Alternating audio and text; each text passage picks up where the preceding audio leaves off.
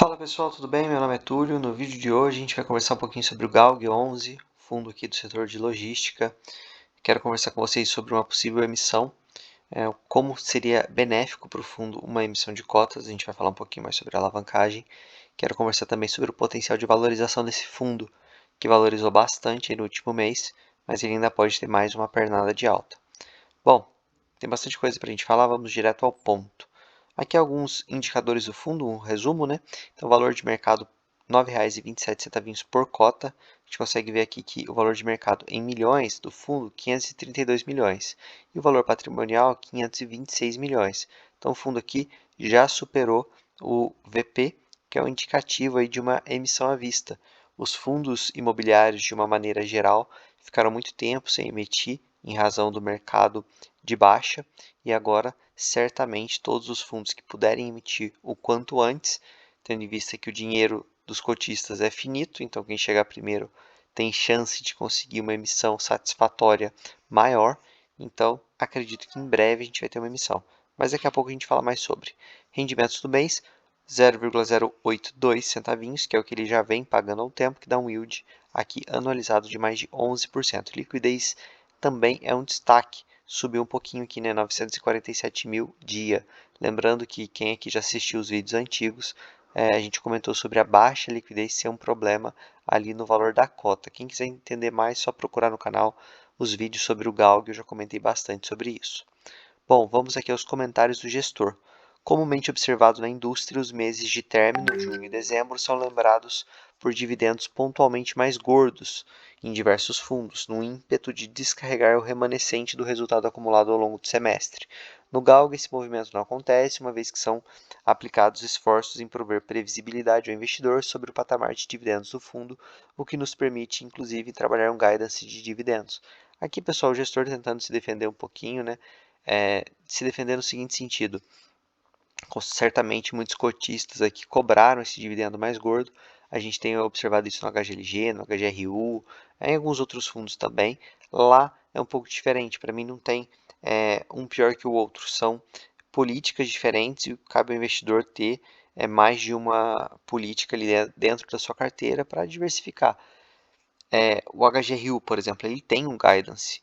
Então, não é porque ele tem um dividendo no final do semestre que ele não tem um guidance. Ele tem, ele faz ali giro no seu portfólio, ele consegue um lucro extra e ele distribui no final do semestre. Entretanto, são fundos em momentos diferentes, né? Aqui a gente tem um fundo de apenas 5 ativos, um fundo ainda pequeno, um fundo que quando crescer pode ter essa movimentação e quem sabe a gente tem aqui um dividendo pontualmente extra. Então, mas a gestão veio aqui num tom mais defensivo. Tudo bem, está fazendo a parte dela. A gente tem que lembrar que o relatório ele serve para informar, mas também serve aqui para o gestor, enfim, fazer a publicidade do seu fundo, tá? Isso não é nenhum tipo de crítica, ok, pessoal? Estou só comentando com vocês, porque a intenção aqui do canal é contribuir com os investidores para que vocês tenham uma visão crítica dos fundos, independente de você ter ou não na carteira, beleza? Bom, seguindo, como é possível observar, o GALG permanece na liderança da indústria com 11,5% de yield contra uma média de 9% de seus pares. Certamente, pessoal, aqui a gente tem um yield maior porque a cotação estava pressionada, né? E estava pressionada em razão do fundo ter uma alavancagem alta. A gente vai comentar sobre isso. Novamente, não estou falando mal do fundo, da qualidade do fundo. Porém, se a gente tem um fundo, como é o caso aqui, com 38% de alavancagem, um fundo ainda pequeno, com 5 ativos, em localizações não tão óbvias, ele tem um grau de risco maior.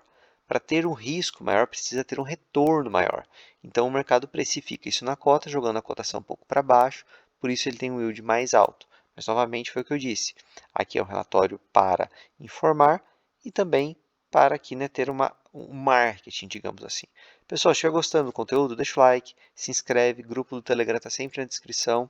O intuito aqui é ajudar os investidores e lá no Telegram a gente fica um pouco mais próximo.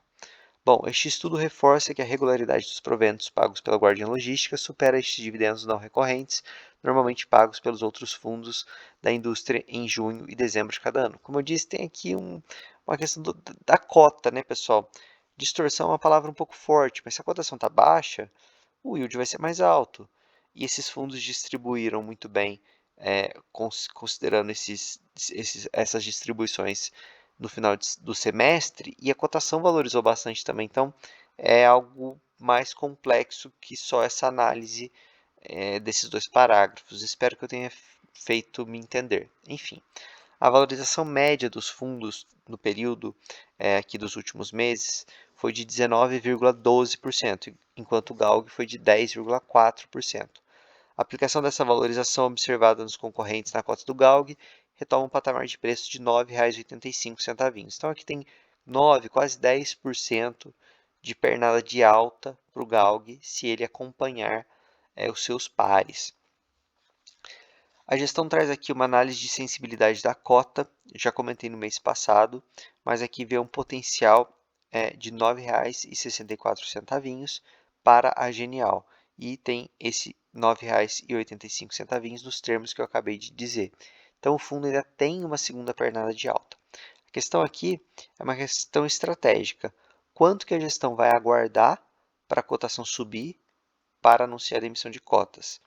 Se a gestão optar por fazer uma emissão de cotas muito em breve e esse spread entre o valor patrimonial e o valor do mercado secundário não tiver alto o suficiente, a chance da emissão não ser positiva, ou seja, não conseguir captar, é alta. Entretanto, se o fundo demorar demais esperando uma valorização no mercado secundário, o bonde, digamos assim, pode passar.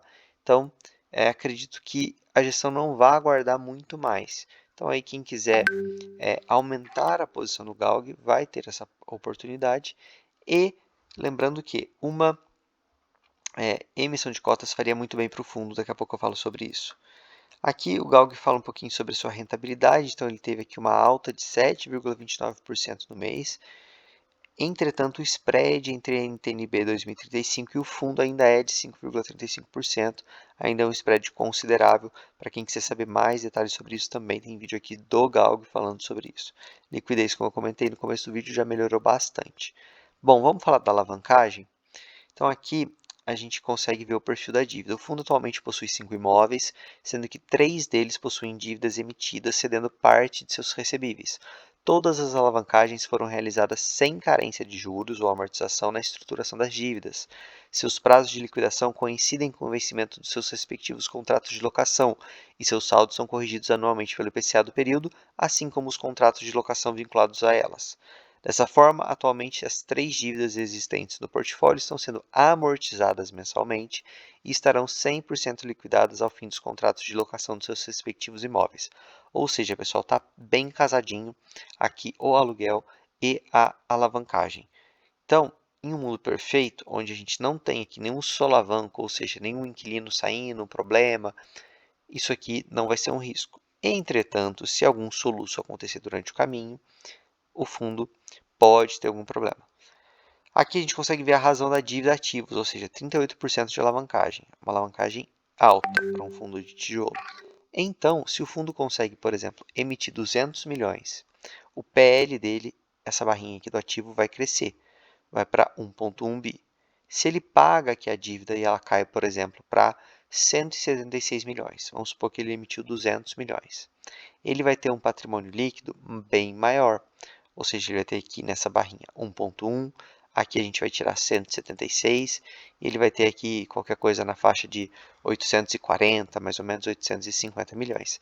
Então, essa razão aqui da dívida ativo vai melhorar e a alavancagem cai, porque o passivo foi pago e o ativo cresceu. Ou seja, seria muito bom para o fundo, a gente diminuiria muito o risco desse fundo e aí o potencial de valorização seria bem mais alto da cota e também do dividendo, porque hoje o fundo tem aqui custos para poder pagar essa dívida. Se a gente olhar aqui na DRE, a gente consegue ver todos os meses. Se ele consegue diminuir os custos da alavancagem, o dividendo pode aumentar. Beleza, pessoal? Então aqui, se o fundo conseguir emitir, vai ser muito bom e acredito que tenha uma emissão em breve. Tomara que seja um sucesso de captação. Espero que tenha gostado do vídeo. Se sim, deixe um like, um grande abraço e valeu!